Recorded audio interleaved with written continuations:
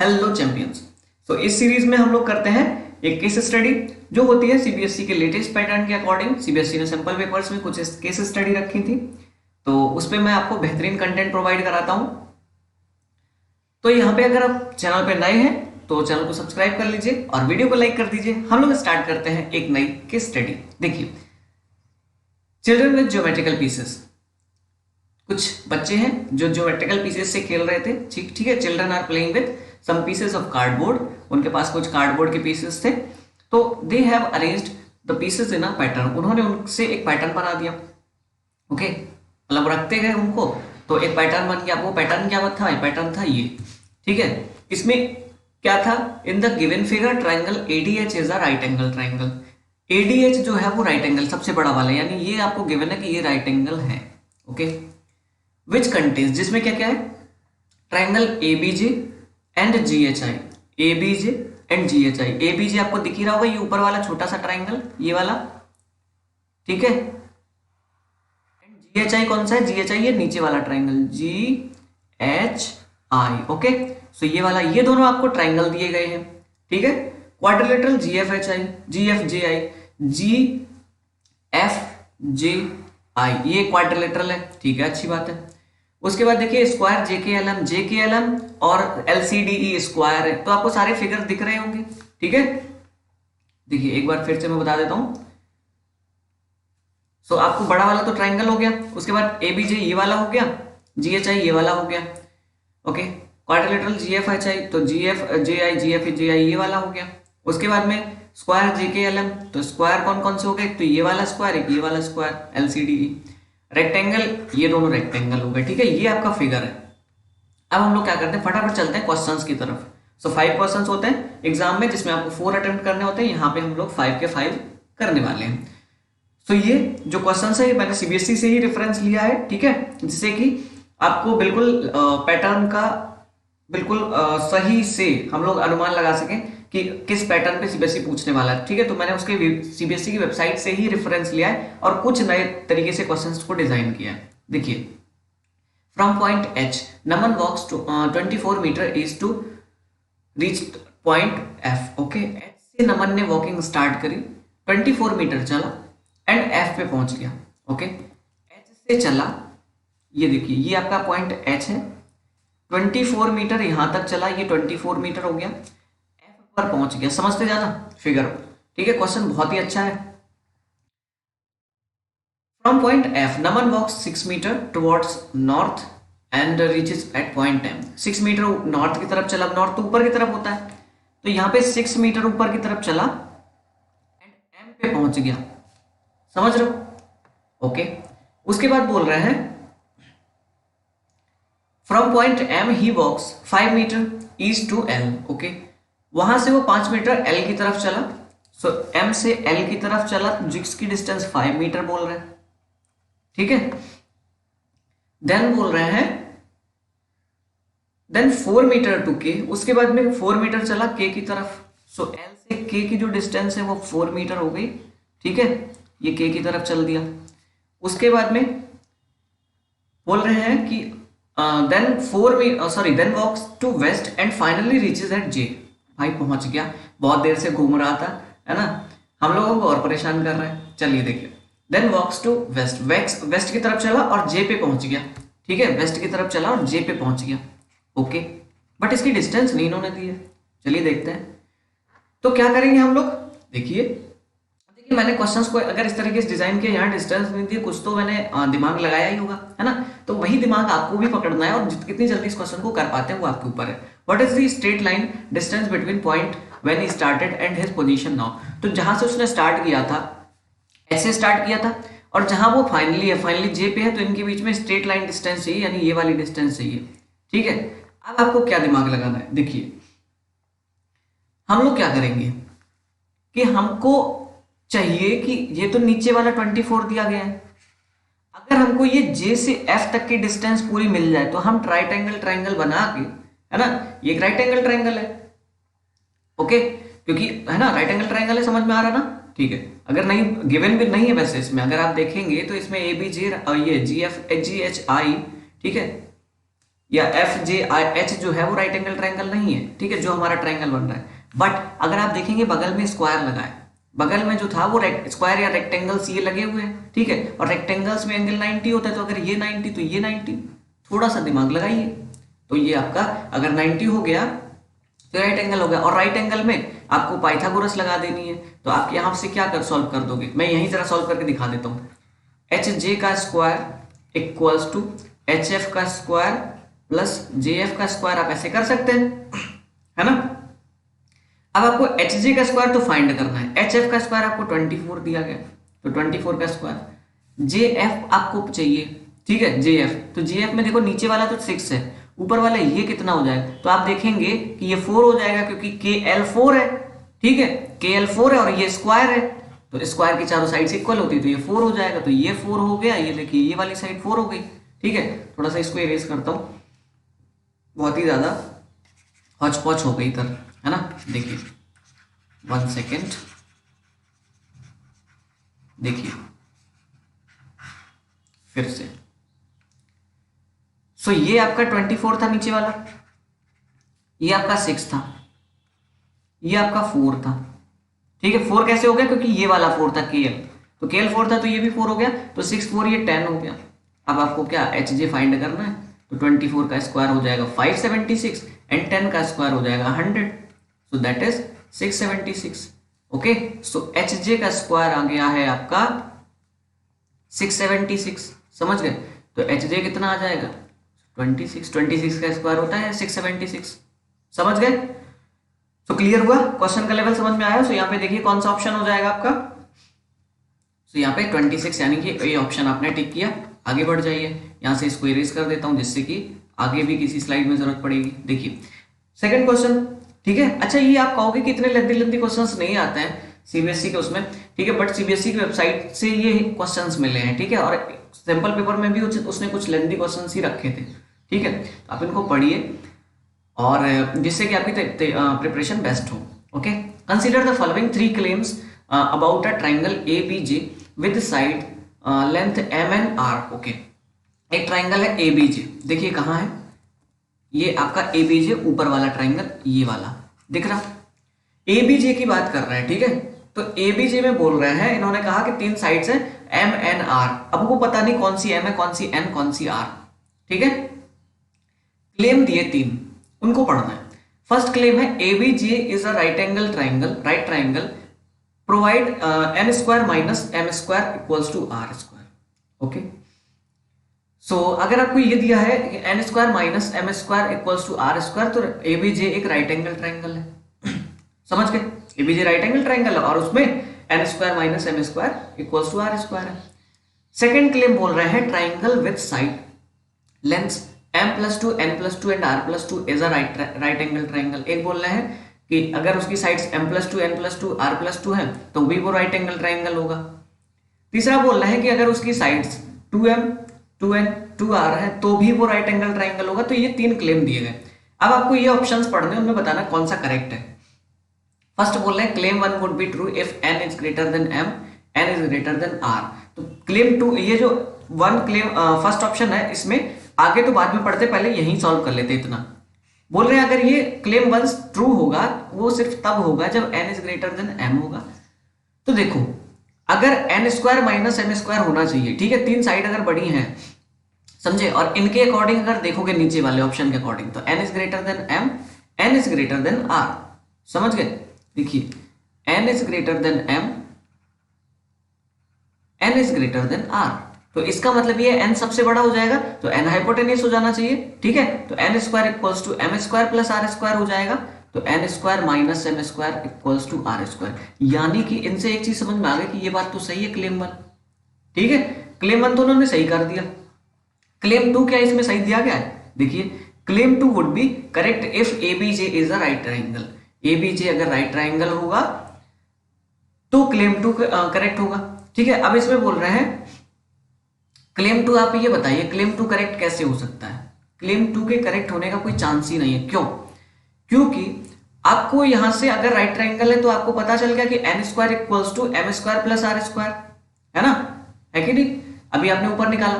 तो अब अगर आप क्लेम 2 को देखेंगे तो यहां से सबका +2 करोगे, ठीक है। अब यहाँ पे देखो मैं सॉल्व करके इसलिए नहीं दिखाने वाला हूँ प्लीज, क्योंकि अगर आप पूरा सॉल्व करोगे क्वेश्चन तो ऐसे लेंथी क्वेश्चन में बहुत टाइम लगेगा, ठीक है।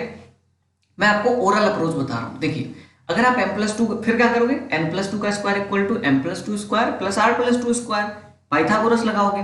बट वो फिर उनका बड़ा सा स्क्वायर ओपन करोगे, फिर उसमें 2m वाले कुछ टर्म आएंगे, 2n वाले टर्म आएंगे, तो वहां से कभी आप ये निकाल पाओगे क्या, n square equals to m square plus r square? ये नहीं निकलेगा, क्योंकि इसके साथ बहुत सारे कांस्टेंट और भी बहुत सारी चीजें आ जाएंगी प्लस में, समझे। तो ये सेकंड क्लेम तो आपका हो गया गलत, ओके। तो अब आपका जहां जहां भी सेकंड क्लेम आ जाए ना, उसको तो आप कर दो सबसे पहले रॉन्ग, ठीक है। तो अब आप ऑप्शन एलिमिनेट कर दो, ठीक है। ऑप्शन को क्या करो, एलिमिनेट कर दो। देखो पहला ऑप्शन तो कट गया, दूसरे ऑप्शन में क्लेम 2 आ रहा, यस, इसको भी हटा दो। अब बचा आपका तीसरा और चौथा। अब तीसरे ऑप्शन में तो देख लो फर्स्ट वाला तो वही दिया गया, claim 1 would be true if n is greater than m, r n is greater then r, okay. Claim 3 would be true correct if abj is a right angle triangle. Claim 3 correct होगा अगर ये right angle triangle है, ठीक है। तो क्या करते हैं हम लोग, देखते हैं कि इसमें होगा। अब आपको बोल रहे हैं यहाँ 2m equal 2m 2n 2r है, तो यहाँ पे अगर आप करोगे ना 2n का square equal to 2m square plus 2r square, तो ये आपका राइट ट्रायंगल बन जाएगा। कैसे, यहाँ पे 4n स्क्वायर बनेगा, यहाँ पे 4m स्क्वायर बनेगा, यहाँ पे 4r स्क्वायर बनेगा, 4 चारों तरफ दोनों तरफ से लेके कट कर दोगे तो n square equal to m square plus r square, that's it. तो ये वाला ऑप्शन आपका बिल्कुल सही हो गया, थर्ड वाला, ओके। फोर्थ वाले में क्या मिस्टेक है, गैस करो जरा। फोर्थ वाले में मिस्टेक ये है कि इन्होंने कहा r is greater than m, r is greater than n, okay. So अगर r दोनों से बड़ा होता, ठीक है, तो r माइनस समथिंग होना चाहिए। यहाँ पे तो n सबसे बड़ा नजर आ रहा है, क्योंकि n में से m माइनस कर रहे हैं। अगर आप पाइथागोरस को थोड़ा सा ध्यान से पढ़ा होगा, ठीक है, तो इसका मतलब ये समझ में आया कि n बड़ा होना चाहिए, ठीक है। तो फोर्थ ऑप्शन भी कट हो गया और आपका थर्ड ऑप्शन हो गया करेक्ट, ओके। सो थोड़ा सा लेंथी क्वेश्चन था, बट आपको इनकी हैबिट डालनी ही पड़ेगी, ओके, क्योंकि क्वेश्चंस आपके ऐसे ही आने वाले हैं।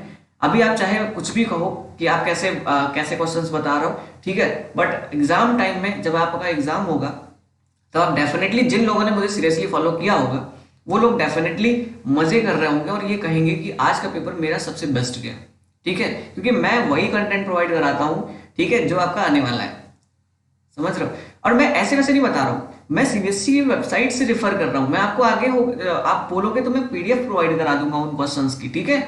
कुछ मतलब एमसीक्यूज, उसमें केस स्टडी नहीं पढ़ी है बट एमसीक्यूज पढ़े हैं, मैं उन एमसीक्यूज को उठा के लाता हूं उस लेवल के, समझे।